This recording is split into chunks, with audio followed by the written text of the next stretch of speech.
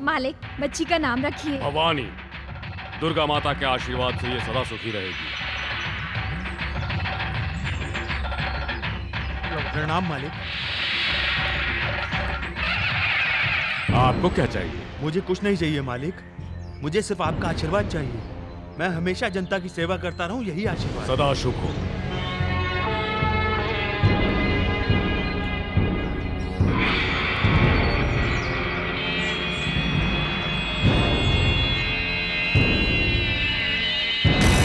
नमस्ते आनंद भूपति सिंह जी। आज के दिन कार्तिक पूर्णिमा है। ये तो सारा जग जानता है। आज के दिन आपसे जो कोई भी कुछ भी मांगता है तो आप उसे देते हैं, इसलिए आपसे कुछ मांगता तुझे देने वाला मैं कौन हूँ? सारे जग को जो देती आई हैं वो जगत माता है। मांगो। दी हुई जुबान और किया हुआ दान मैं कभी भी वापस नहीं लेता हूँ। जो मर्जी में आए मांगो, मिल जाएगा। तो फिर इन दोनों को अपनी जुबान के मुताबिक मेरे हवाले कर दो। ये तो मैं पहले से ही जानता था कि तुम इन दोनों को ही मुझसे मांगोगे। तुम्हारी बेटी और दामाद को जीवन भर सुखी रहने का आशीर्वाद दे चुका है ये भूपति सिंह। उन दोनों को छोड़कर अगर तुम मेरी जान भी मांगोगे तो मैं खुशी से दे दूंगा तुम्हें। मैं जुबान देता हूँ। जुबान दी है, जुबान हारोगे तो नहीं। मैं जुबान हार गया तो समझना कि मैं अपने कुल का नहीं हूँ। तो फिर मुझे तुम्हारा सिर चाहिए।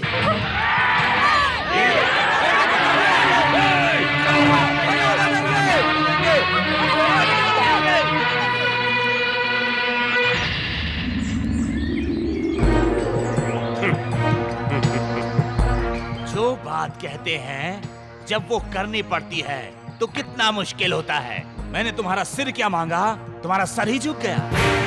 मालिक, इसे मैं ऐसे नहीं छोड़ूंगा। इसके सर को काट के माता के चरणों में मैं इसकी बलि चढ़ा दूंगा। मालिक के साथ बहुत बदतमीजी कर ली, अब एक शब्द भी बोला तो बोटी बोटी कर देंगे। मालिक, इसके मकसद को जानते हुए भी आपने ऐसा वचन क्यों दिया? आज के इस जमाने में भी ऐसे महापुरुष पैदा हुए हैं जो प्राण दे देंगे पर वचन नहीं जाने देंगे। लेकिन उन्हें छल से मरवाने वाले लोगों की भी कमी नहीं है इस जमाने में। ऐसे ही लोगों में से एक हुआ है जो अपने पेट को मारकर दूसरों का पेट भरता था, और वो है राजा हरिश्चंद्र।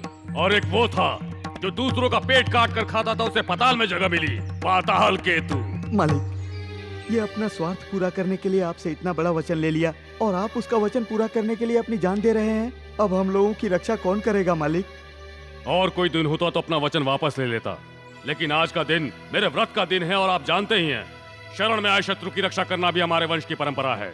जान की बाजी लगाकर दूसरे की जान बचाते हैं और आप चाहते हैं कि मैं वचन से मुकर जाऊं? फिर तो मेरे लिए जीते जी मरने के बराबर होगा मुनीम जी। पिताजी, मैं आपको मरने नहीं दूंगा पिताजी। बेटा शिवराम, अगर कोई भी इंसान हमारे सामने आकर कुछ भी बोलता है तो उसे छोटा समझकर उसका तिरस्कार कभी मत करो। हमारी परंपरा है कि अपनी जान की बाजी लगाकर भी हम अपना वचन निभाते आए हैं। इस बात को कभी मत भूलना तुम। हाँ पिताजी। बेटा, तुम्हारी माँ इस संसार में अब नहीं है। अपनी आंखों में कभी भी आंसू मत लाना। अपने भाई बहनों के लिए तुम सिर्फ बड़े भाई नहीं हो, अब उनके माँ बाप भी हो।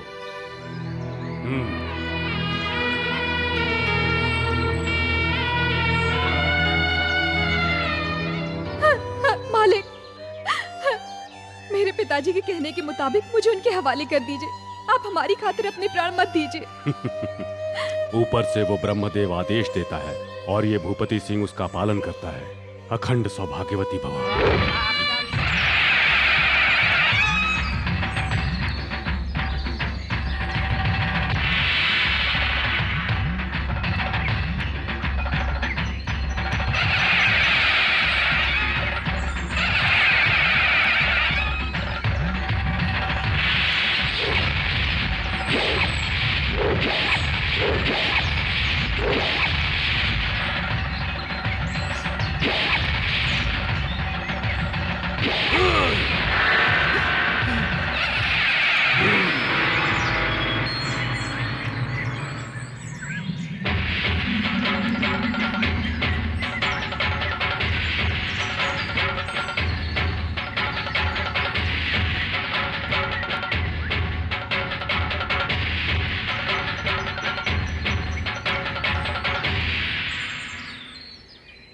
माता रानी की आरती वंदना के बाद मैं तुझे दिया हुआ वचन पूरा करूंगा।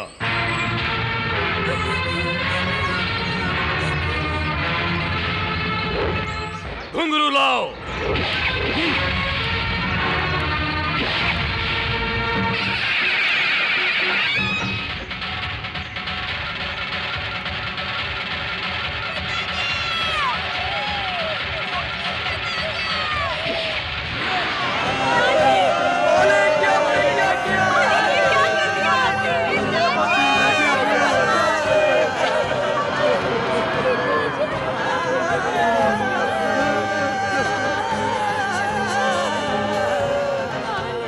आपके पिताजी जैसा महान इंसान सदियों में एक ही बार पैदा होता है।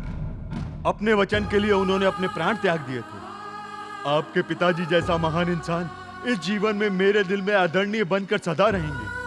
आप लोगों के साथ मेरे लड़के ने जो बदतमीजी की उसके लिए मैं क्षमा मांगता हूँ। इस महान इंसान के दर्शन मुझे सदा होते रहें, इसलिए आपसे मेरी एक छोटी सी विनती है। मेरी लड़की को अपने छोटे भाई के लिए अपने घर की बहू स्वीकार कर लीजिए। हम लोग इसे हमारा सम्मान ही समझेंगे। आपका धन्यवाद।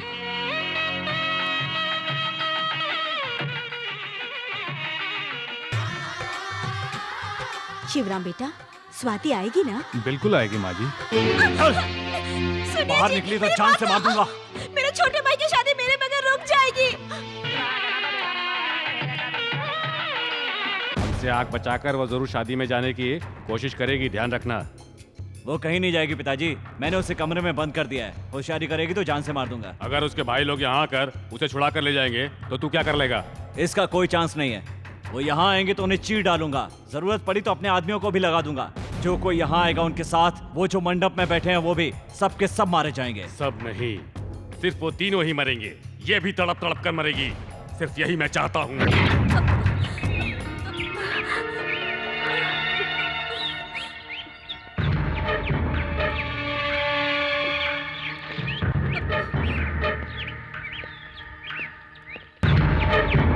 ए, सुनो, उधर से कुछ आवाज आ रही है, जाकर देखो उधर। चल देखते हैं।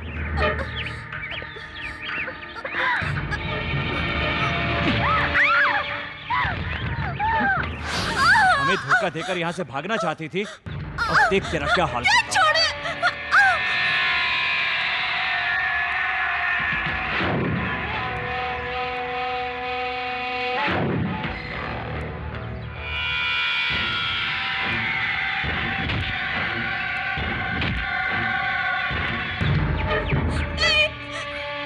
पिताजी, आप ही कुछ कहिए, आपको पुण्य मिलेगा।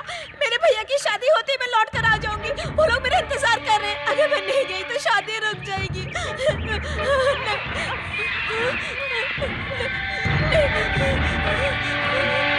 नहीं नहीं, मत जलाइए, मुझे जाने दीजिए, मुझे मत जलाइए। बाबूजी, बाबूजी, आप ही कुछ बोलिए। बाबूजी, मैं जाकर स्वाति को ले आता हूँ। मैं भी चलता हूँ भैया। तुम बैठे रहो, तू यहाँ का काम संभालो। भैया, क्या हुआ? बहुत जल रहा है? मैं भी तो जल रहा हूँ। मेरा पैर नहीं, दिल जल रहा है। तुझे इसी तरह जला जला के तड़पाया जाएगा ताकि तू और तेरे भाई तड़प तड़प कर मरे। तभी मेरी जलन शांत होगी। जलाओ इसे फिर से।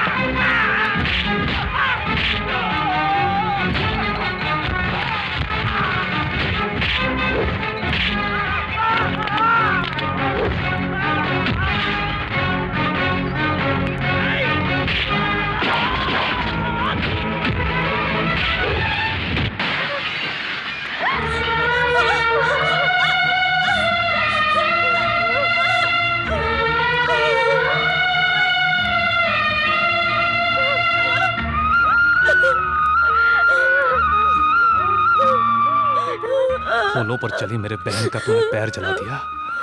उसका पति होकर उस पर जुल्म ढाया। मैं उसका पति हूँ, चाहूँ तो उसकी जान भी ले सकता हूँ। तू कौन होता है?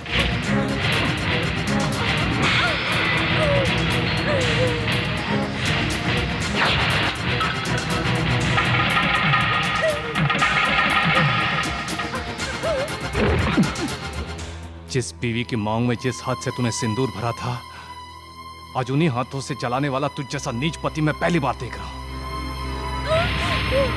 कल तक मैं तुम्हें रिश्तेदार समझता था, आज से तेरे साथ मेरी दुश्मनी शुरू हो गई है। अब तुम लोग अपनी खैर मनाओ, मुझसे बच नहीं पाओगे। मैं सोच समझ कर कह रहा हूं, तुझे कैसे बचना है सोच ले। तूने दुश्मनी निभाने का मौका दिया है मुझे।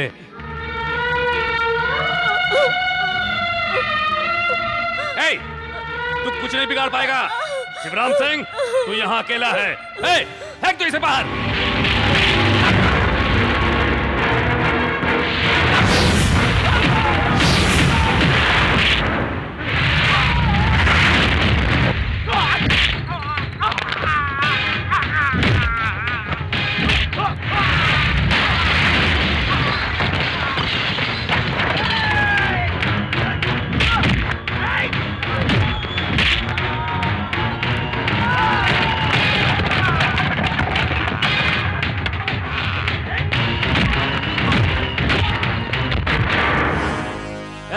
हट जाओ, हट जाओ सब यहाँ से। नहीं जी, नहीं जी, चल मेरे साथ। मैं चल नहीं पाऊंगी।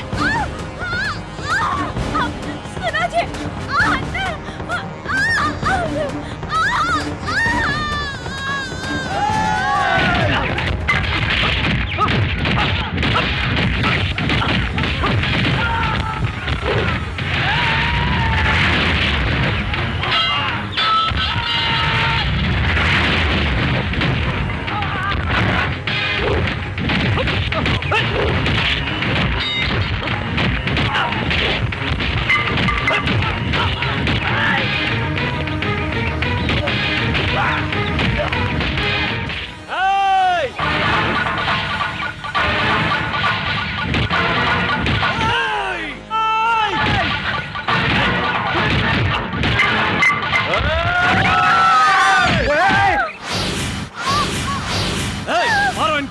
और अगर किसी ने होशियारी की तो मैं इसके पेट में पलने वाले बच्चे को मार डालूंगा।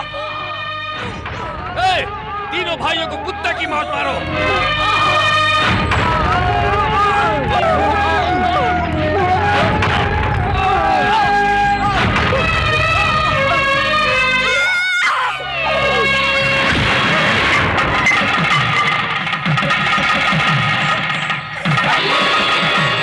तुमने मेरे साथ शादी करके मेरी छोटी सी गलती का इतना बड़ा बदला लिया। तुम मेरे भाइयों की जान लेने पर तुले हो। अग्नि को साक्षी मानकर तुमने मुझसे शादी की और अपने बच्चे को ही मारने पर तुले हो। मुझ पर इतने जुल्म किए फिर भी जी नहीं भरा तुम्हारा। आज के बाद ना तू मेरा पति है और ना ही मैं तेरी पत्नी हूँ। अब से तेरा मेरा कोई संबंध नहीं है। सुन ले, तू तो क्या, तेरी ये सारी धन दौलत भी और इस संसार को बनाने वाले भगवान भी मुझे मेरे भाइयों से अलग नहीं कर सकते। अरे तेरी हस्ती ही क्या है? आज तक तुम लोगों ने मुझ पर इतने जुल्म ढाए हैं, लेकिन मेरे भाइयों ने एक शब्द तक नहीं कहा। यहाँ तक कि तुम लोगों ने मेरे भाइयों को मरवाना चाहा। सब जानते हुए भी वो लोग चुपचाप सहते रहे। पता है किस लिए? सिर्फ मेरी वजह से। मैं अगर एक बार, सिर्फ एक बार इशारा करके उनको कह देती तो तुम दोनों का पूरा वंश मिटाकर रख देते मेरे भाई। क्या कहा था तूने? शिवराम सिंह, तू अकेला है, हमारा कुछ नहीं बिगाड़ सकता। देख, हिम्मत है तो उसका सामना कर, देखते हो क्या कर सकता है। मेरे हीरे जैसे भाइयों को इतनी बेरहमी से मारा। हाँ? छी!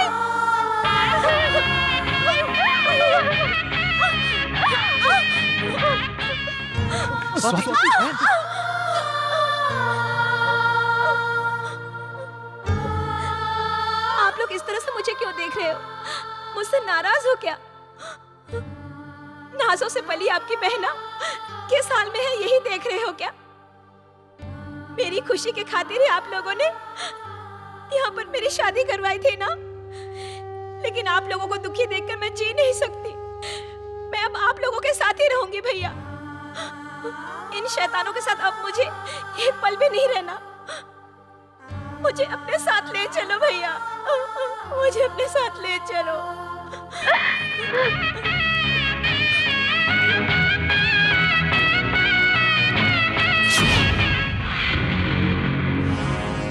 भैया, धर्म अधिकारी आनंद भूपति के वंशज पर आज तक किसी ने हाथ नहीं उठाया।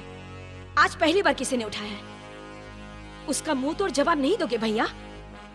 जाकर जवाब दो भैया, जाकर इंसाफ करो, जाओ भैया।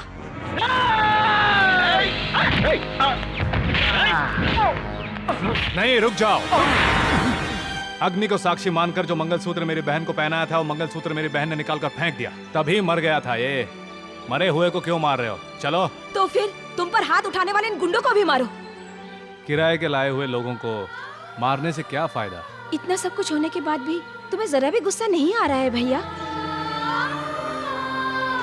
वो तो बहुत आता है, लेकिन खून खराबा मुझे बिल्कुल पसंद नहीं।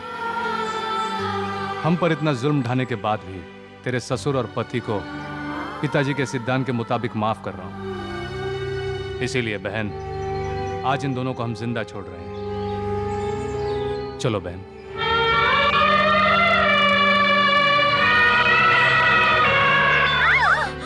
स्वाति, साइन करो। राम सिंह, डॉक्टर को तो फोन किया कर दिया भैया। भांजे, जल्दी जाओ। क्या हुआ? तुम मामा बनोगे तो मैं नाना बनूंगा। सुनिए जी, स्वाति को बहुत दर्द हो रहा है, जाकर डॉक्टर को बुलाकर लाइए। भाभी, भाभी और सहन नहीं हो रहा है। छोटे, जल्दी से पैर पकड़ो।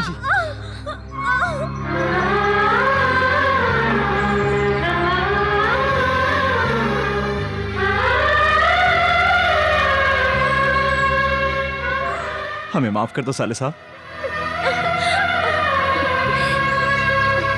बहन की खातिर आपने अपना सब कुछ गवाकर इतने तकलीफ में होते हुए भी आपने मेरे घर की इज्जत को बचा लिया है। आप इंसान नहीं, भगवान हैं। मुझे माफ कर दीजिए। बेटा, श्रीकांत काका। हेलो, 1947 ओल्ड मैन, कब आए? मेरे पुरखों के साथ कश्मीर के राजा का पुराना रिश्ता निकल आया। उन्हीं की सिफारिश पर अदालत ने मुझे बाइज्जत बरी कर दिया।